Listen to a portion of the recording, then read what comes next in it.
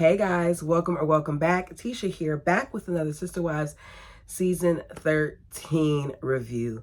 I was actually looking forward to this episode because this is one of the episodes that I did see previously years ago when Aspyn got married, and I did think that her wedding was beautiful. But before we get to that, let's go ahead and get into this. Do me a favor, hit the like button. It helps the channel. Also, y'all, leave a comment if you want to. I love to see the interaction, not with just me, but with the rest of the members of the family in the chat. It matters. So let's begin. Kody is overwhelmed by all that they have to do before they make this move. It's 3 days from the wedding. Kody gathers the family at Christine's to do another temperature check before the wedding. He wants to see how everyone is doing and what everyone is doing. If they found rentals, how the packing is going, etc.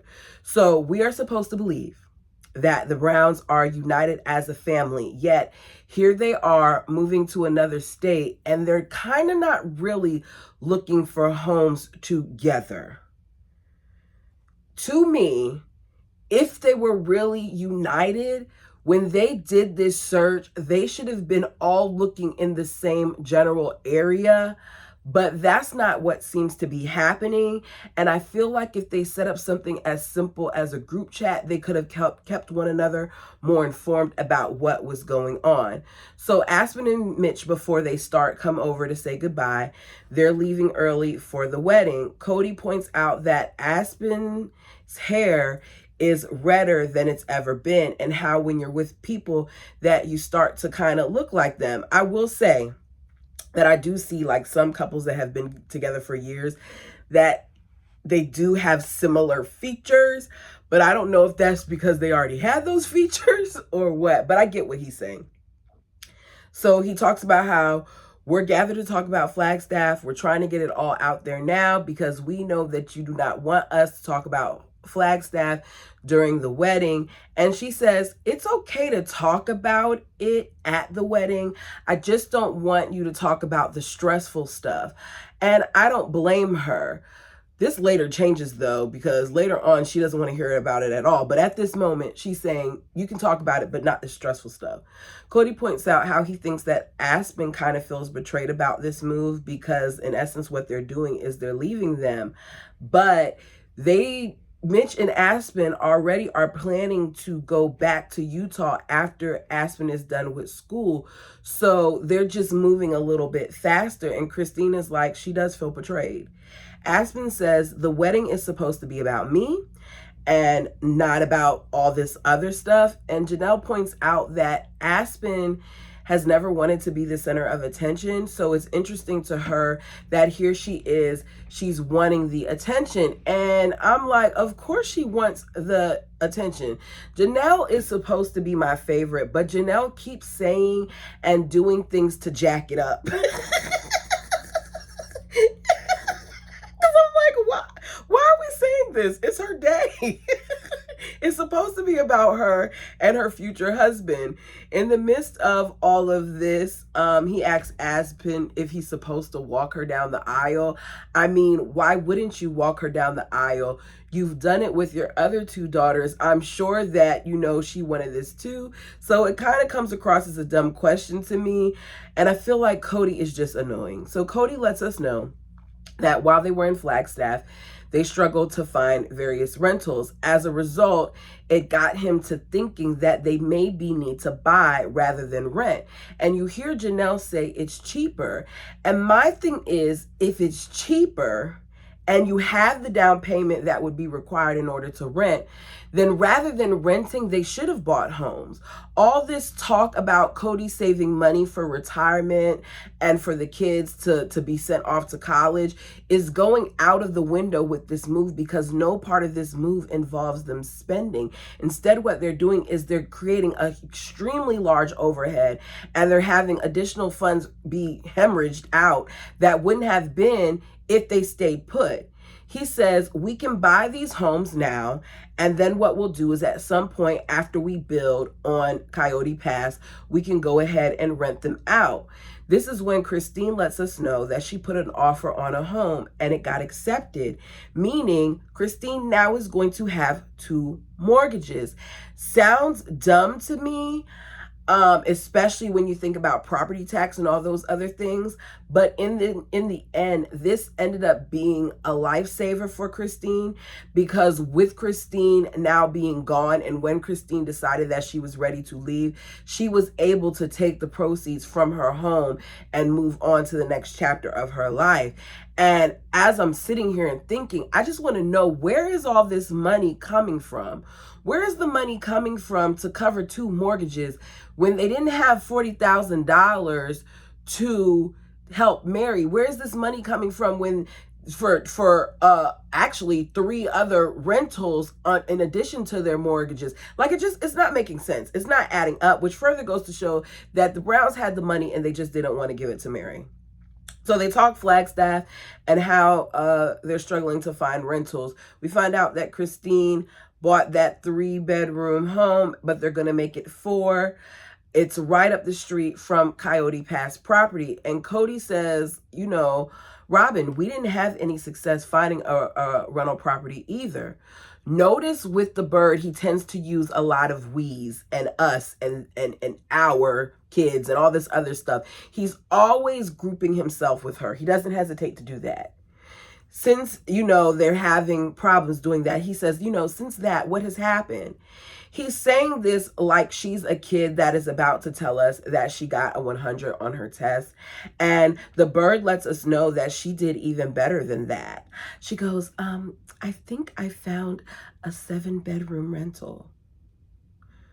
At this point, you don't think that you found anything. You know that you found something, especially since you talk about how they sent off this and all you have to do is sign the contract and whatever else. You're very much so aware that you found a 7-bedroom rental. She says, I prayed to God, you know, I prayed a lot. I prayed a lot that he would give me a lot of rooms, even though Cody told them that day when they were standing outside on Coyote Pass that in order to have this move, that these ladies are going to have to be willing to downsize. Why does that apply to everyone but the bird? She says he answered a prayer because she prayed like crazy. It was a miracle. And she found a 7-bedroom that is 6,800 square feet. You heard me correctly, 6,800 square feet. Why does Robin even need a 7-bedroom? Especially when at this point, Ariella still sleeps in her bed. Now, we don't know what Solomon does, but Ariella very much so still sleeps in the bed with her. And we're supposed to believe that this home is the same price as what Christine is going to now have in her 3-bedroom that she's going to turn into a 4 house. Yeah, right. The Feather Crew, to me, is probably lying about that. I would not be surprised if Cody is giving her extra for her budget. But if it's not a lie, then what does that say about how expensive the area that they chose to purchase property is? Because Christine says that her house is right up the street from the property, which may explain why her house is so much, you know, higher with a mortgage than Robin's is with rent. And Robin's house is 2 times the size of Christine's when Christine has a mortgage. And it's the same price. That just shows that they really did not think when they were doing this stuff. Christine says that is not downsizing, and it's not. Then she tries to fix it by saying all of her kids are coming with her, and that's such a blessing. But whether her kids are coming with her or not, they don't need that big of a house. So she's just about to have a rental. She says, Robin says, her rental is less than a mile away from the kids' high school. Janelle has a rental that is closer to town, but her rental has the furniture included, which she sees as great. I personally wouldn't want that because I feel funny about other people's furniture. Then on top of that, now you're going to be renting this place as well as having to have storage because your things have to go somewhere. So these are all the things that I'm thinking of. Cody says, I don't want us to be too far spread out. Well, you should have thought about that before you decided to move to Flagstaff. Because if you were complaining about being a mile away from Mary, what do you think that this move to Flagstaff is going to do? Because y'all are really going to be spread out. Just based on what Christine, Robin, and Janelle said. Mary wants to live downtown. Cody criticizes this, saying that it's odd because downtown is quaint and yuppie and urban, and it's not like what a downtown New York would be. Mary's not in a rush, and I don't think she should be. Cody says downtown is where you get a tiny apartment or a small house with 2 bedrooms. Mary's business cannot fit in that. She says, I still, got to help the kids move. So this move to me is not a priority, but I probably will be there within the next 3 months, meaning that she'll be there like maybe a month and a half after them.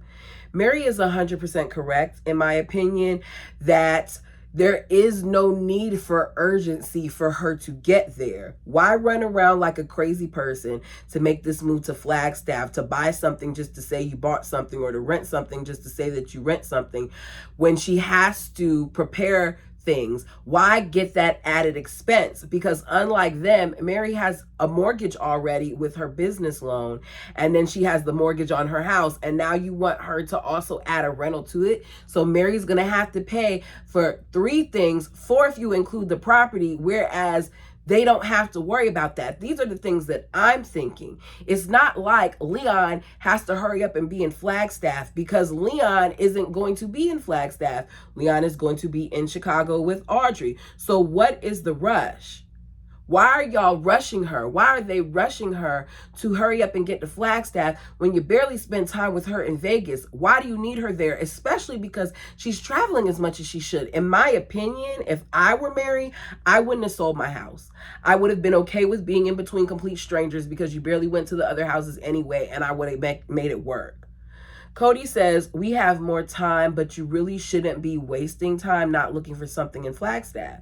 You would think that he's saying this because he cares, but Cody wants to make sure that Mary is there so that she continues to pay money into that family pot, that she continues to put money into Coyote Pass, because at this point, if you ask me, Mary is very much so the breadwinner. I could be wrong, but you all let me know. She says, they think my plan is to stay behind, but it's not. My plan would be to, move with them and do the same thing if I could find a rental in time. They just want me to come along.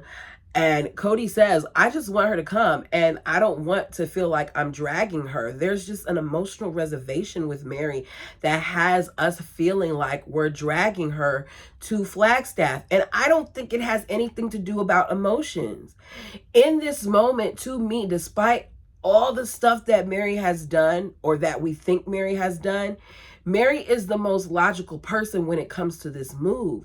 She's not hesitating because of the emotions attached to it.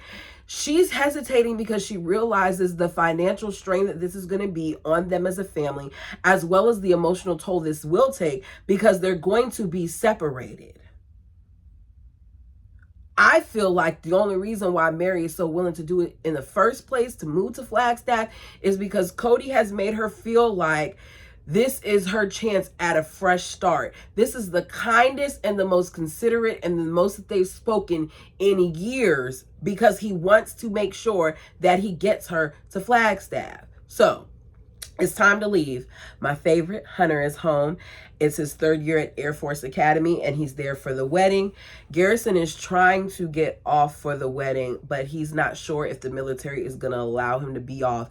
And I said the fact that Garrison was willing to go through so much to get to this wedding shows how much he really and truly loved and cared about his family. Janelle starts talking about Gabe and how he has good days and how he has bad days when it comes to this move. And today is just not a good day. I bet it isn't. Cody said that Gabe wants to be recognized for being compliant. Inside, he doesn't want to go, but he's acting like he kind of does. And he wants to be recognized for saying that he's going, and he wants us to see that he's a good child, but inside he's smoldering. And I don't understand why the bald eagle feels the need to speak this way about his kids, because it's clear Gabe does not want to be recognized for being compliant. He said it in the last confessional that he cannot be honest with his mom about the way he's feeling because he does not want to upset his mother. That's not me wanting to fake it. That's me being more concerned about the way that my mother is going to react to my emotions than about me truly expressing my feelings. It has nothing to do with recognition. Yet Cody has a way of speaking about his children that makes me feel a lot of times like he's downing them and that he doesn't clearly understand them. He says he's blue about the move and he's trying to hide it. I do agree he's blue about the move. He says, the other kids were like this way too when it came to us moving here. And, in about 2 years, some of them adjusted. Peyton, not so much, but the rest of them did. And so in a year or two, I hope that, these new set of kids will be glad about the move. You're willing to sacrifice all of these children because of a bird and her son. No one else matters more. No one else's feelings, no one else's emotions. And yes, Gabe is still in Flagstaff going to school there now, and he's made a life for himself. But that doesn't negate the way that Cody treated his children in this moment for two people. So they're packing up cars, and Cody lets us know that he changes 3 times a day. Every part of this man is extra. He's draining to me. They're struggling to pack the cars because everyone's going in different directions. And Janelle says, at this point, I'm just glad that I don't have to stay here and wait to do a caravan because when we caravan, there's a lot of unnecessary stopping and starting. If one kid has to go to the bathroom, then everybody has to pull over for that one kid, and it just slows things down. And I agree. Because I'm one of those people, and I think I've said this before in other videos, that when it's time for us to go somewhere and travel, especially if it's a road trip and I'm the one driving, if I say that you need to be ready by 1 o'clock, be ready by 1 o'clock. I mean, actually, be ready by 12:50 because I'm going to arrive early so we can put your stuff in the car and we can go. My mother knows this about me because whenever we go somewhere distance, I always am the one that drives, and I have to stick to a schedule.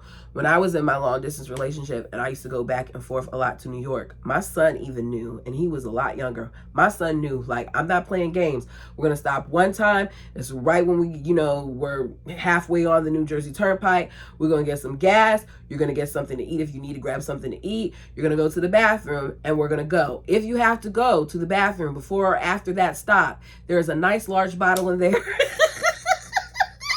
You're a boy. Feel free to use it. Am I a bad mom for that? I don't know, but I didn't want to stop. Because 1 minute you're good. You're traveling along the line, no traffic. And that 10 minutes can change everything. I'm not doing it. I blame my parents because growing up, when we did a lot of traveling back and forth, we did what we had to do. And my dad was not going to stop. There were times where we pulled over on the side of the road. He opened the front door and the back door to hold up a towel. I peed on the side and kept it moving. I'm telling all my business. But this is just what happened. Okay. Back to the story. So Cody hates that they use so many cars. Cody says that he has monogamous friends that ask him if he ever wants to take control of the ladies. I really don't feel like that's a monogamous question. But according to Cody, this is the questions that he gets asked by monogamous friends. And if he just wants to take control over the situation. And he's like, you don't understand plural marriage, brother. Neither does Cody. Because in some instances in plural marriage, what the man says goes. But it seems like from the things that I've read and other things of that nature, a lot of times the women are forced to make certain decisions on their own. So it's the day before the wedding and everything is done. Unlike Aspyn's sister's weddings with candle wax being dripped on stuff and the flower making and all those other extra things, all they have to do for this one is show up. Kody arrives with Nathan. He says that Nathan is his best friend, and Mary has to one-up him by saying, you know, he's his best friend, but he's my brother-in-law, and he was my brother-in-law before he was Kody's best friend, which goes back to me in others' videos saying that I've noticed that a lot of Kody's friends come from connections that he has with his wives. Very rarely do you see that he makes these friendships and relationships on his own. They come from his family. Kody said, your brother-in-law is something, you know, that you don't have a choice over. Like, he married your sister, he's your brother-in-law.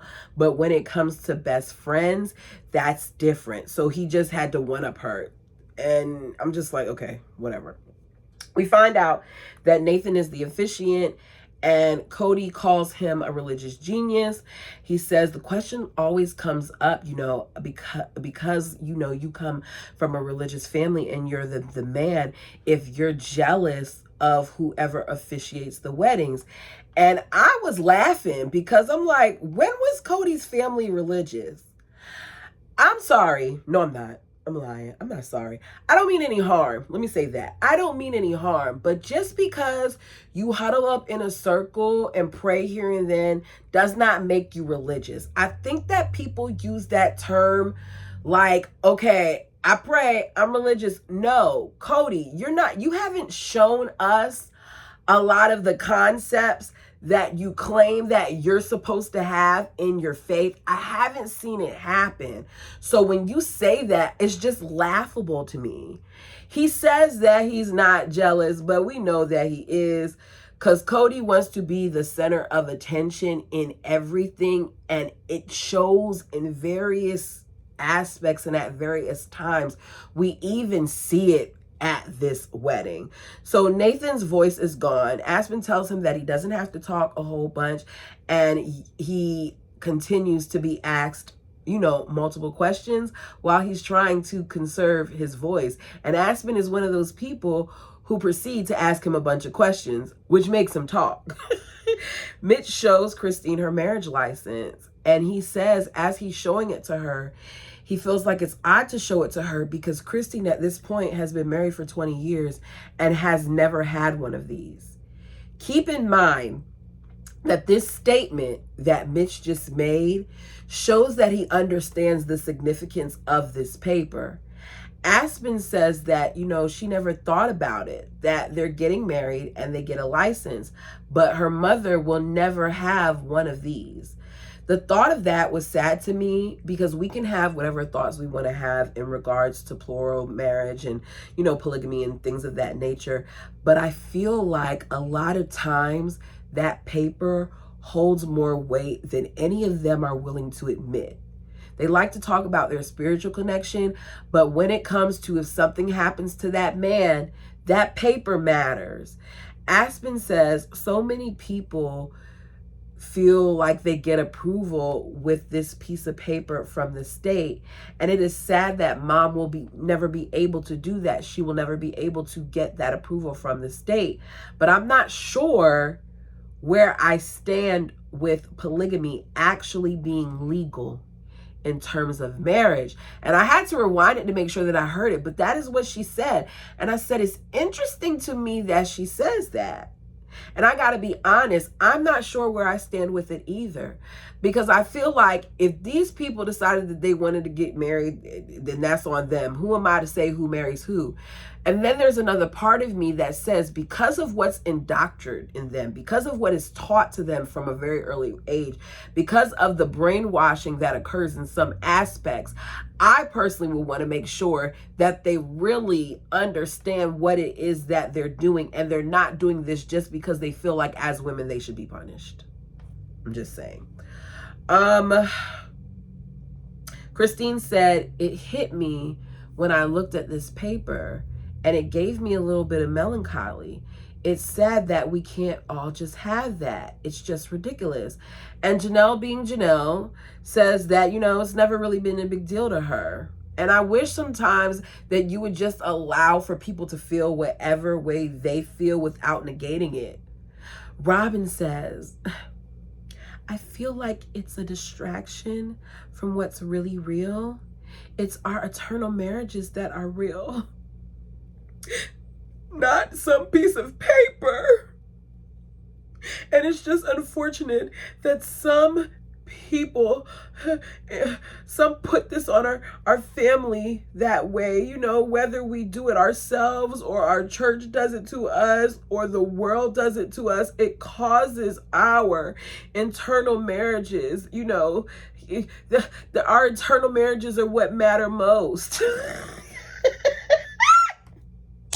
The fact that Robin, as she's talking about this, starts her little tear fest and begins the acting that she likes to do, and she's sobbing about how a marriage license doesn't matter, when at this point she's the only one with a legal marriage, is funny.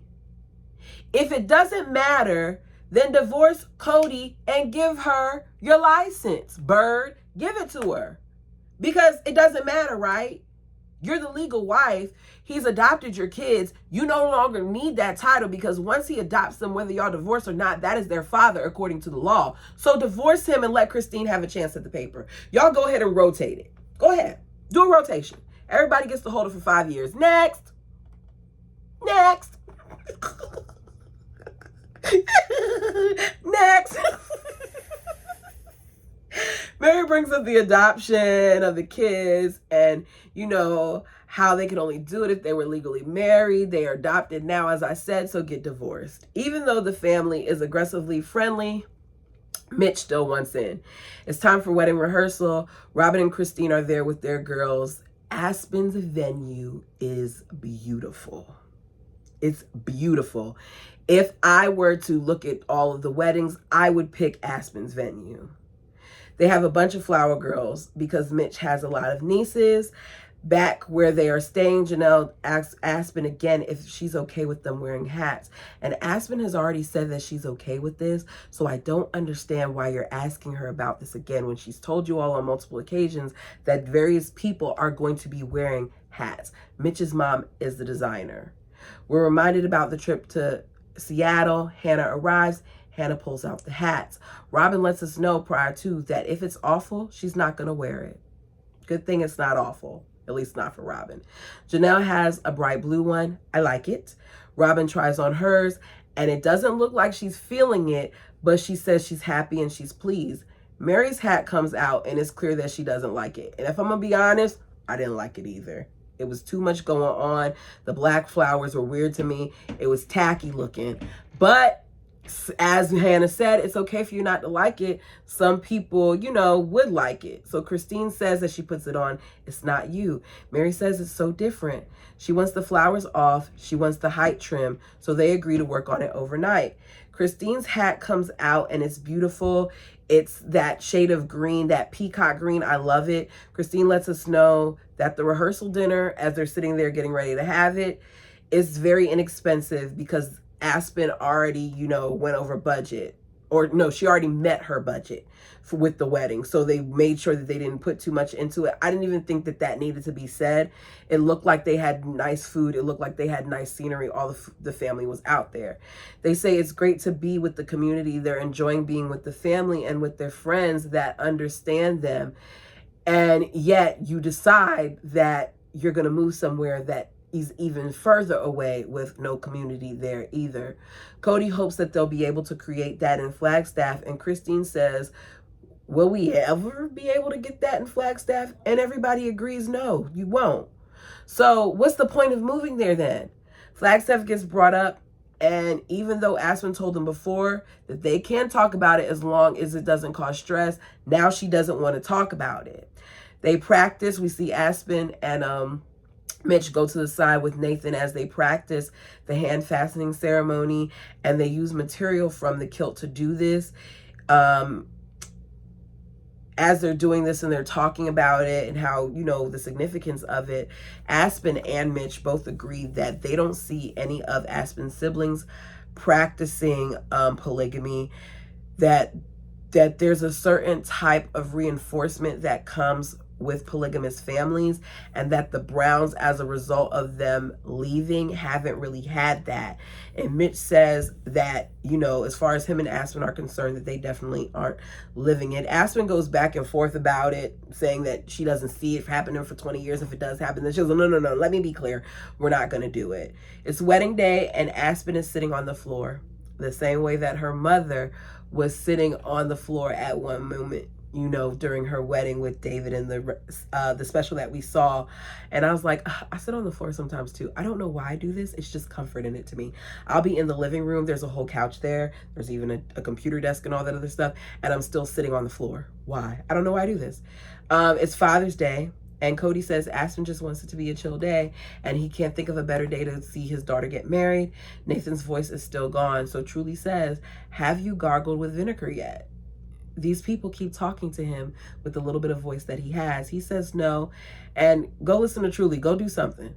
Cody talks about how Truly can get hyper or mean if she doesn't eat the right things. So we see her sitting there telling her, you know, make sure that you eat something.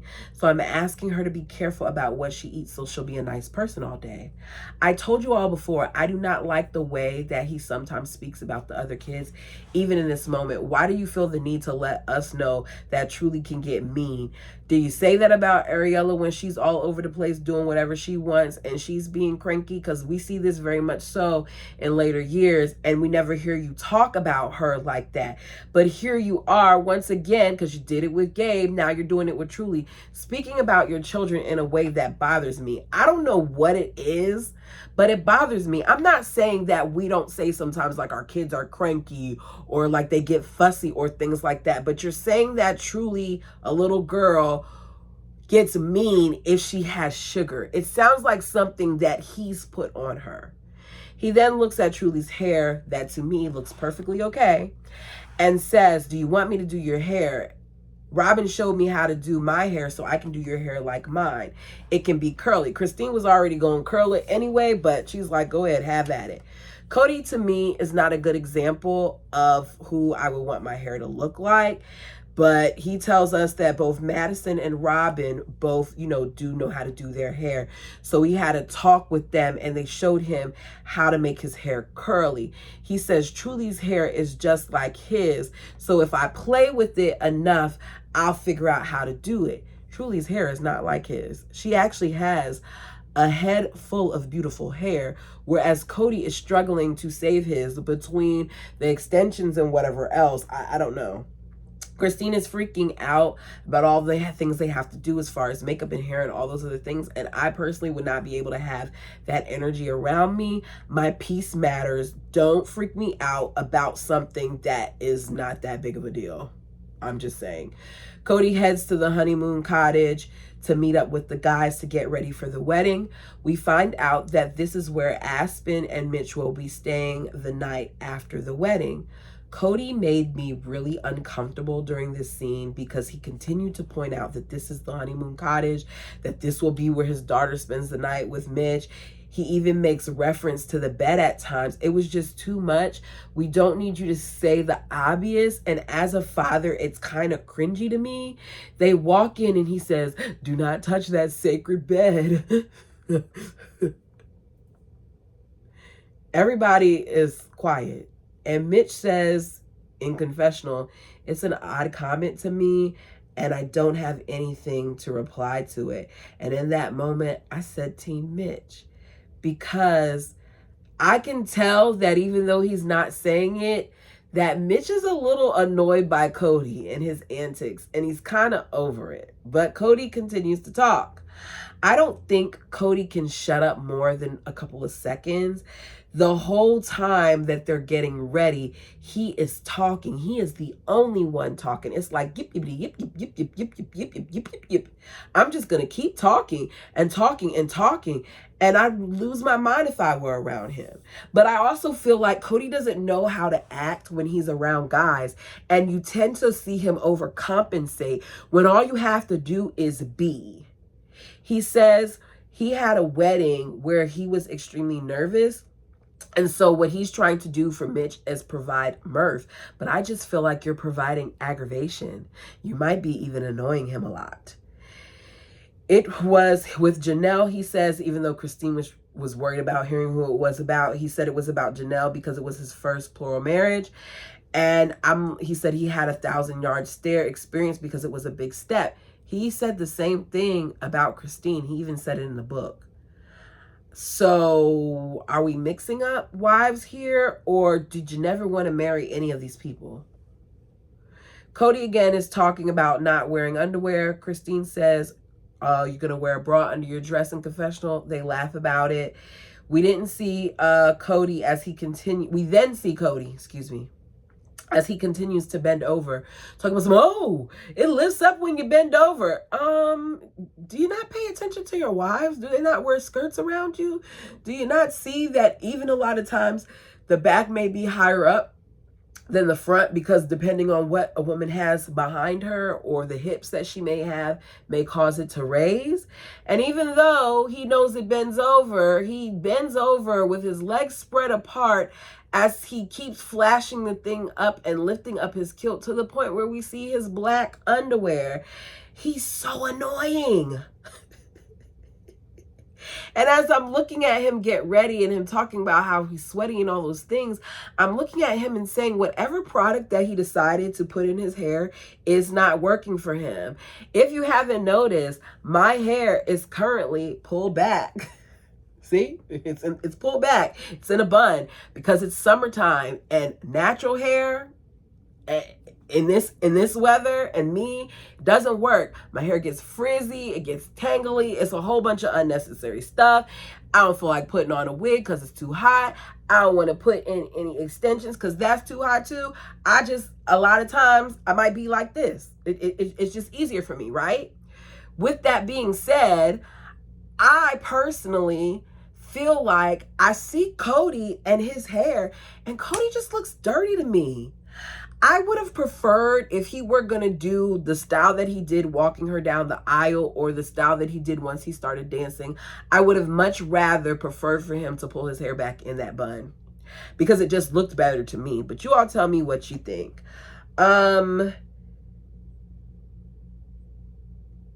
He puts on all his clothes and he stands there with his arms open. He says, Mitch, am I right? Nobody else is doing this.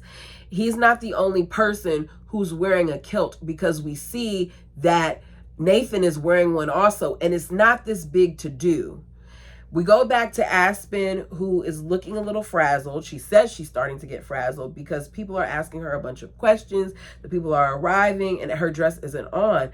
But we find out that, it's not as bad as we think. She lied to her family and told them that she's walking down the aisle at 4, even though she's walking at 4:15. I had a friend that did this for her wedding, and she was having 400 guests, and she told all of us that she knows is always on time, the actual time of the wedding, and she told the others a whole another set. I still feel like it's crazy that you have to do that. People, be more considerate about functions when it comes to stuff like this, because it's not fair. People shouldn't have to reconfigure things and give one time to one set and another time to another set because you're not on time. If you can show up on time for a job, then you should be able to show up on time for a wedding. Aspyn asks Robin to get all the moms together because she wants them to help her put on her dress, not just her mother and Robin. And I felt like that was so sweet, as did all the moms. The camera pans around at the various floral arrangements and the walkway and the buttons on the back of her dress. And this area is truly beautiful. I mean, there's peacocks out there. I don't know if it comes with the venue or not, but there were peacocks there. There were all these different color of flowers. It was very picturesque.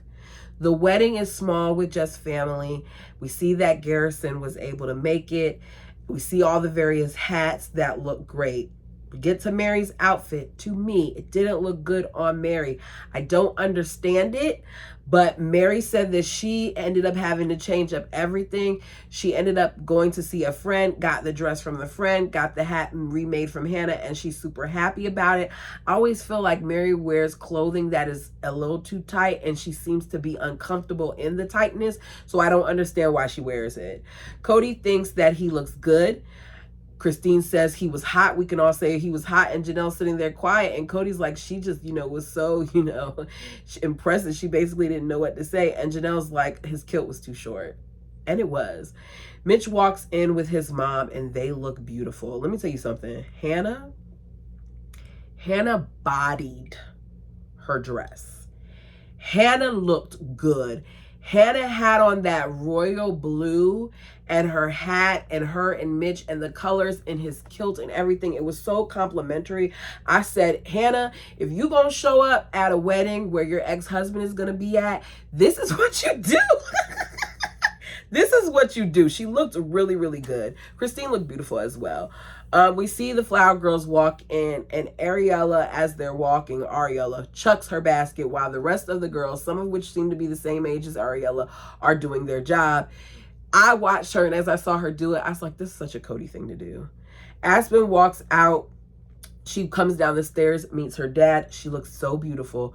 Cody says he sees an angel that appears, and it's just her natural beauty and her grace. It's the grace that she's always had. And she is lovely. I did love her makeup. It wasn't overly done to the point where I was like, does Aspyn have on makeup? It was nice, very natural. I'm not really a makeup girl, not knocking people who are, but I cannot tell you the last time I put on makeup. And actually, I can remember. It was for my 30th. It was a long time ago. And I'll do a little bit of lipstick here and there, but I'm just not. I like to touch my face without messing it up. But I loved how pretty she looked. It wasn't overly done. Her hair was pretty, like Aspyn looks beautiful. The way that she pulled her hair back with the little tendrils coming down, it went very well with her dress. She is a natural beauty. Truly is behind Aspyn to hold the dress. And even in that moment, Aspyn turns around to let her know what a good job she's doing. Aspyn's a really good sister. So Mitch talks about how beautiful Aspyn looks. She talks about how handsome he looks. They begin the hand fastening ceremony. The connection there is evident. Mitch is sparkling, so is Aspyn. At that moment, the family talks about how it was just them in the ceremony. Mitch then gives his vows about how he promises to love her and cherish her the best he can, to always take care of her the same way that she takes care of him. Aspyn promises to do some of those same things and cracks little jokes about beating him at games and stuff like that. And as she's talking and speaking, she keeps giggling, and it's a lot like her mother. She even looks red in the back at some parts. I'm like, okay, she is nervous. She's excited. She's feeling all the feels. It's beautiful to see. So Cody says, sometimes we have, a wedding and we think it will never get better than this. And, look around and everybody looks great and everybody feels great. And this day is just pulling off to be a beautiful day. They kiss. It's a nice little long kiss. It's not sloppy. It's very tasteful. They're happy. We see them kiss again. Then the family goes and they take pictures. It is not lost on me that this picture of the family is probably the last time as a family where they truly all did seem happy. Like it wasn't a forced picture like the one that they took out on Coyote Pass. We see them take a bunch of pictures and you can feel the love. He says that the key to the cottage is in his sporin, because Aspyn asks him what's in that bag. And she's excited about that. They walk in, they have their sit-down dinner. Aspyn said that she originally wanted it to just be her and Mitch, but having all their loved ones around them, it just felt perfect. Cody gets the mic, and Christine gives her her speech. It's a little awkward. Cody then gives his and says, I loved you since the day you were born.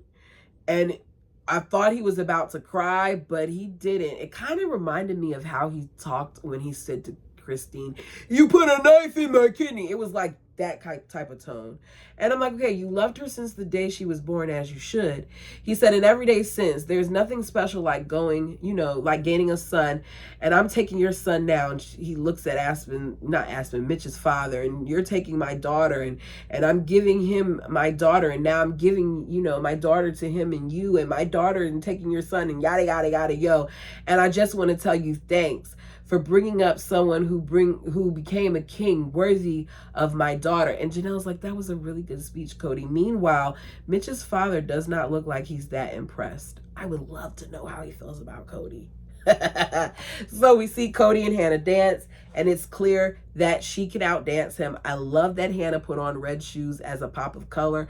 Hannah is going to make her statement in her own little way, and for once, we do not see Cody yank the arms out of his dance partner's socket.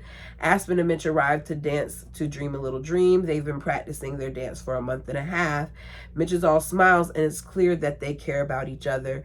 Mitch says, I love how Aspyn brings me out of my shell, and I could just be me around her, and she brings out another side of me, a better side of me. We work so well. She says Mitch makes her a better person and cares about her so much, and he treats her so well, and she's happy to spend the rest of her life with him. She's super lucky. I smiled a lot during this wedding because there was a gentle care there.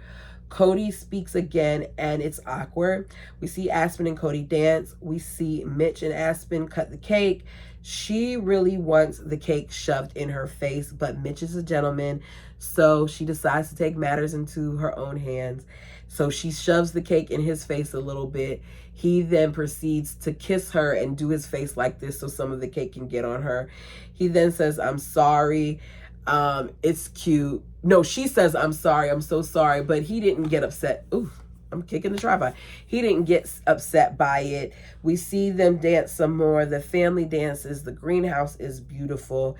And that is the end. In my opinion, the amount of money that was spent on this wedding was completely worth it. The venue was completely worth it.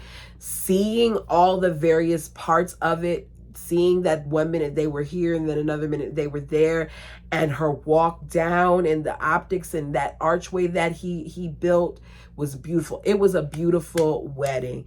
And if I am to compare the three, even though some people will say I shouldn't compare, but I'm going to.